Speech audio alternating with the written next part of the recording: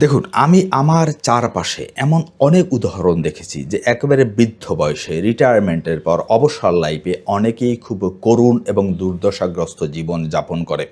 যার ফলে হয় কি জানেন? আরও অনেক দিন ওই লোকটি বাঁচতে পারত। কিন্তু অল্প সময়ে এই দুঃখ দুর্দশাময় জীবন নিয়ে তাকে মৃত্যুবরণ করতে হয়। এখন কথা হলো, আপনিও কি আপনার জীবনে অর্থাৎ অবসর জীবনে বৃদ্ধ বয়সে এমন করুণ পরিণতি চান? যদি না চান তাহলে আজকের এই ভিডিওটি শেষ পর্যন্ত দেখুন এবং এই ভিডিওতে দেওয়া পরামর্শগুলো যদি মানতে পারেন তাহলে আপনার অবসর জীবন বা বৃদ্ধ বয়সটি হবে আনন্দময়। দেখুন, কেন মানুষকে এই অবসর জীবনে এরকম কষ্টকর গ্লানিময় জীবন যাপন করতে হয়? এর মূল কারণটি কি জানেন? এর মূল কারণটি হলো, আমরা যখন ইনকাম করি, আমরা যখন কর্মক্ষম থাকি, তখন আমরা হেসে খেলে দিন পার করে দিই। আমরা তখন একটা বার আমাদের ভবিষ্যৎ এই অবসর জীবনটি নিয়ে চিন্তা ভাবনা করি না, কোনো ধরনের পরিকল্পনা গ্রহণ করি না। অথচ যদি ওই সময়টি একটু একটু করে সামান্য সচেতন হয়ে পদক্ষেপ গ্রহণ করতাম, তাহলে আমাদের অবসর জীবনটি কিন্তু এমন দুঃখময় গ্লানিময় হয় না। দেখুন, আমি অনেককে দেখেছি খুব কাছ থেকে, আত্মীয় স্বজন বন্ধু বান্ধব পাড়া প্রতিবেশীর মধ্যে থেকে দেখেছি অনেককেই, যে তারা খুবই দুর্দশাগ্রস্ত অবস্থায় সন্তানদের গলগ্রহ হয়ে, অন্যের গলগ্রহ হয়ে, বিনা চিকিৎসায় বৃদ্ধাশ্রমে শেষ জীবনটি অতিবাহিত করেন। অথচ এই জীবনটি কিন্তু আনন্দময় হতে পারত, আনন্দের সাথে কিন্তু তিনি তার জীবনটিকে শেষ করতে পারতেন। যাই হোক, আজকের এই ভিডিওতে আমি মূলত 7টি কৌশল নিয়ে আলোচনা করব, যে 7টি কৌশল যদি আপনি সঠিকভাবে প্রতিপালন করতে পারেন তাহলে আপনার বৃদ্ধ জীবনটি, আমি গ্যারান্টি দিয়ে বলতে পারি, আনন্দময় হবে। 1 নাম্বার কৌশলটি হলো, সন্তানদের উপর কোনো ক্রমেই নির্ভরশীল হওয়ার চিন্তা ভাবনা করা যাবে না। আমাদের বেশিরভাগ মানুষেরই একটা চিন্তা ভাবনা যে এই সন্তানকে আমি এত কষ্ট করে লালন পালন করছি, এই সন্তান আমাকে ফেলে দেবে না, এই সন্তান আমাকে দেখবে। দেখুন, এই ভুলটি সবচেয়ে মারাত্মক একটি ভুল। কথা হলো, আপনি সন্তানকে লালন পালন করছেন, এটি আপনার দায়বদ্ধতা, এটি আপনার নৈতিকতা। এর বিনিময়ে আপনি রিটার্ন আশা করতে পারেন না। যদি সন্তান আপনাকে দেখে সেটি আপনার বোনাস, কিন্তু বেশিরভাগ ক্ষেত্রে দেখা যায় সন্তান, ছেলে হোক বা মেয়ে হোক, বিয়ে শাদী করার পর আর মা বাবাকে তেমন করে কেয়ার করতে চায় না, বা অনেকে কেয়ার করতে পারে না, সে আর্থিক সামর্থ্য তাদের থাকে না। যেটাই হোক না কেন, আপনাকে কোনো মতে সন্তানের উপর নির্ভরশীল হওয়ার চিন্তাভাবনা করা যাবে না, এটি আপনার বোনাস।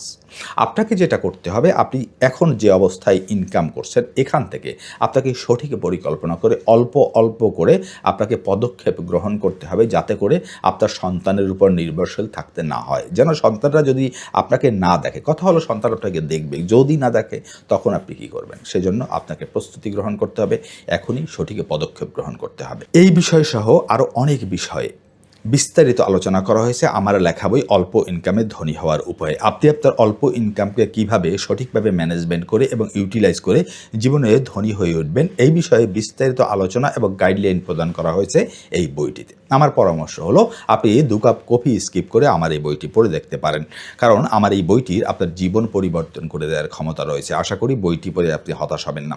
এটি একটি ইবুক এবং পিডিএফ আকারে। বইটির দাম রাখা হয়েছে মাত্র 199 টাকা। যারা এই বইটি ক্রয় করতে আগ্রহী হবেন তারা দয়া করে আমার এই স্ক্রিনে দেওয়া নাম্বারে আমাকে মেসেজ করতে পারেন। দেখুন, এবার আসি, আপনি আপনার সুন্দর অবসর জীবনের জন্য 2 নাম্বারে যে পরিকল্পনাটি গ্রহণ করবেন সেটি হলো, আপনি এখনই এই ভিডিও দেখার পর থেকেই একটি হেলথ ইন্স্যুরেন্স অবশ্যই করবেন। কারণ দেখুন, অবসর জীবনে বা বৃদ্ধ বয়সে সবচেয়ে বেশি মানুষ ভোগান্তি যেটা শিকার হয় সেটি হলো স্বাস্থ্য সমস্যা নিয়ে। কারণ আপনার বয়স হতে থাকবে, আপনার বিভিন্ন হেলথ ইস্যু দেখা দেবে। এগুলোকে সলভ করতে গেলে অনেক টাকা প্রয়োজন হয়, বারবার ডাক্তারের কাছে যেতে হয়, নিয়মিত ডাক্তারের চেক আপের উপর থাকতে হয়, তখন কিন্তু প্রচুর পরিমাণে টাকার প্রয়োজন হয়। আর এটি সমস্যা তৈরি করে সবচেয়ে বেশি।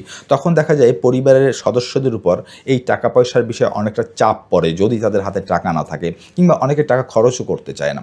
তখন আপনাকে কিন্তু অন্যের দয়া নিয়ে বাঁচতে হয় এবং দেখা যায় একটা পর্যায়ে আপনি তাদের উপর বোঝা হয়ে ওঠেন, আপনার প্রতি নেগলিজেন্সি আরও বেড়ে যায়, আপনার প্রতি অবহেলা আরও বেড়ে যায়। সুতরাং এই অবস্থায় পড়তে না চাইলে আপনাকে এখনই একটি হেলথ ইন্স্যুরেন্স করে রাখতে হবে। দেখুন, সময়ের 1 ভোর, অসময়ের 10 ভোর। আপনি যদি একটা হেলথ ইন্স্যুরেন্স করে সামান্য কিছু টাকা আপনি যদি প্রতি বছর বছর আপনি কিস্তিগুলো দিয়ে যেতে পারেন সঠিকভাবে, তাহলে বৃদ্ধ বয়সে কিন্তু আপনাকে অন্যের গলগ্রহ হতে হবে না, অন্যের বোঝা হতে হবে না, অন্যের বিরক্তির কারণ হতে হবে না। আপনি সুস্থ একটা জীবন নিয়ে একটা আনন্দময় অবসর জীবন কিন্তু যাপন করতে পারবেন। 3 নম্বরে যে কাজটি করতে হবে সেটি হলো আপনাকে অল্প অল্প করে রিটায়ারমেন্ট ফান্ড তৈরি করতে হবে। এই যে ইনকাম করছেন এখান থেকে সামান্য একটি টাকা আপনাকে ধীরে ধীরে জমাতে হবে। সেটি আপনি যদি সরকারি চাকরিজীবী হন, আপনার জিবি ফান্ড রয়েছে। আপনি যদি বেসরকারি চাকরিজীবী হন, অনেকেরই গ্র্যাচুইটি ফান্ড রয়েছে, বিভিন্ন পেনশন ফান্ড রয়েছে। না হলেও আপনি আলাদা একটা ফান্ড তৈরি করে অল্প অল্প করে টাকা জমানো শুরু করুন, কারণ এটি ভবিষ্যতে অবসর জীবনে আপনার বড় সাপোর্ট হয়ে উঠবে। এর পাশাপাশি 4 নম্বরে যে কাজটি করবেন সেটি হলো আপনি ধীরে ধীরে বিনিয়োগ শুরু করবেন অল্প অল্প করে। দেখুন, বিনিয়োগ মানে ঝুঁকি রয়েছে, এটা ভেবে আমরা মধ্যবিত্তরা বিনিয়োগ করতে চাই না, কিন্তু বিনিয়োগ ছাড়া আপনি আপনার অর্থনীতি শুধুমাত্র টাকা জমিয়ে আপনার জীবন পরিবর্তন করতে পারবেন না। আপনি বিনিয়োগ বিষয়ে শেখার চেষ্টা করুন, ধারণা নেওয়ার চেষ্টা করুন এবং অল্প অল্প করে বিভিন্ন নিরাপদ বিনিয়োগ রয়েছে, ঝুঁকিপূর্ণ বিনিয়োগ রয়েছে, আপনার যেটা ভালো লাগে সেখানে আপনি অল্প অল্প করে এখনই বিনিয়োগ করার অভ্যাস গড়ে তুলুন। কারণ এই বিন্দু বিন্দু যে আপনার বিনিয়োগ ইনভেস্টমেন্ট, এটি একটা সময় একটা বিশাল আকার ধারণ করবে এবং আপনাকে সুন্দর এবং নিশ্চিন্ত একটি অবসর জীবন প্রদান করবে। 5 নম্বরে যে কাজটি করতে হবে সেটি খুবই গুরুত্বপূর্ণ এবং এটি এই 4 নম্বরের বিনিয়োগ বা ইনভেস্টমেন্টের সাথে সম্পৃক্ত। সেটা হচ্ছে আপনাকে ভালো থাকতে চাইলে অবশ্যই প্যাসিভ ইনকাম সোর্স তৈরি করতে হবে। দেখুন, অ্যাক্টিভ ইনকাম সোর্স হলো আমরা চাকরি করি, আমরা বেতন পাই, এই কাজ করলে টাকা আসে, কাজ না করলে টাকা নেই। কিন্তু প্যাসিভ ইনকাম সোর্স হলো আপনি কাজ না করলেও এটি যদি একবার গড়ে তুলতে পারেন, কাজ না করলেও আপনার টাকা আসতে থাকবে। এরকম প্যাসিভ ইনকাম সোর্স আপনাকে তৈরি করতে হবে যদি আপনি অবসর জীবনে বা জীবনে ভালো থাকতে চান। সেগুলো কি হতে পারে? আপনি একটা রেন্টাল প্রপার্টি হতে পারে, বাড়ি করলেন, বাড়িটি ভাড়া দিলে প্রতি মাসে কাজ না করলে আপনার টাকা আসবে। আপনি ডিভিডেন্ড পেইং স্টক, অর্থাৎ শেয়ার বাজারে যারা ডিভিডেন্ড প্রদান করে সে জাতীয় স্টক কিনতে পারেন, তাহলে প্রতি বছর আপনি ডিভিডেন্ড পাবেন। আপনি সঞ্চয়পত্র কিনতে পারেন, ট্রেজারি বিল বন্ড কিনতে পারেন।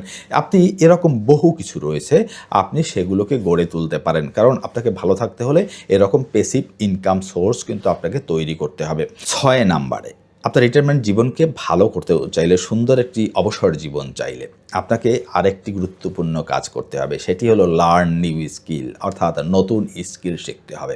দেখুন, এখন আপনি যে কাজটি করছেন না, সংসার নির্বাহ করছেন না, এই বৃদ্ধ বয়সে আপনার সন্তানরা, আপনার সংসারের সদস্যরা দূরে চলে যাবেন, তখন আপনি একা হয়ে যাবেন। আর এখন যদি পাশাপাশি আপনি একটি স্কিল ডেভেলপ করেন, যেমন আপনি অনলাইনে কন্টেন্ট ক্রিয়েশন শিখতে পারেন, আপনি ভিডিও এডিটিং শিখতে পারেন, আপনি ডিজিটাল মার্কেটিং শিখতে পারেন, এফিলিয়েট মার্কেটিং শিখতে পারেন, আপনি বই লিখতে পারেন, এরকম বহু স্কিল রয়েছে যে স্কিলগুলো এখন একটু একটু করে আপনি শিখে শিখে আগাতে পারেন। এটি দুটো কাজ করবে।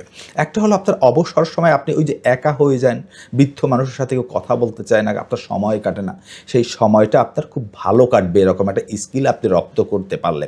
এবং এই স্কিলটি অবসর সময় আপনাকে নির্ভর করে তুলবে, যেমন এটি আপনার ইনকাম সোর্স হয়ে উঠবে। আপনি এখন যদি এই ধীরে ধীরে আপনার যে 5, 7, 10 বছর বাকি থাকে বা 20 বছর বাকি রয়েছে কারো আপনি ধীরে ধীরে এটি যদি শিখতে থাকেন, দেখবেন পাশাপাশি এটি একটি প্যাসিভ ইনকাম সোর্স হয়ে উঠছে এবং এটি আপনাকে বৃদ্ধ বয়সে সময় কাটানোর, ব্যস্ত থাকারও কিন্তু একটি উৎস তৈরি করে দিচ্ছে।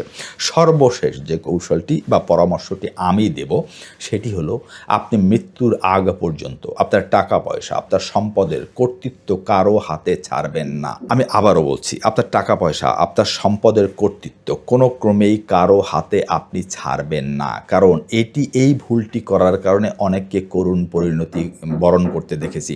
আমি এমন বহু লোককে দেখেছি যাদের কিন্তু এই বৃদ্ধ বয়সের জন্য পর্যাপ্ত আর্থিক প্রস্তুতি ছিল, সম্পদের মালিক ছিল, প্রচুর টাকা পয়সা ছিল, কিন্তু আবেগে আপ্লুত হয়ে সন্তানদের কাছে সেই কর্তৃত্ব দেওয়ার ফলে কিন্তু শেষ বয়সে করুণ জীবন যাপন করতে হয়েছে, বৃদ্ধাশ্রমে কিন্তু কাটাতে হয়েছে। সুতরাং সাবধান, আবারও বলছি, সময়ের 1 ফোর, অসময়ের 10 ফোর। তাই দয়া করে সচেতন হন এবং চেষ্টা করুন একটি সুন্দর অবসর জীবন যাপন করতে কিভাবে পারেন সেটি ব্যবস্থা করতে। আজকের এই ভিডিওটি সম্পর্কে যদি আপনাদের মূল্যবান কোনো মতামত থাকে, দয়া করে কমেন্ট করে জানাতে পারেন। আপনাদের কমেন্ট, আপনাদের লাইক, শেয়ার আমাকে মোটিভেট করে আরও এই ধরনের ভিডিও নিয়ে আসার জন্য। দেখা হবে নতুন আরেকটি ভিডিওতে। সে পর্যন্ত ভালো থাকবেন। সকলকে ধন্যবাদ।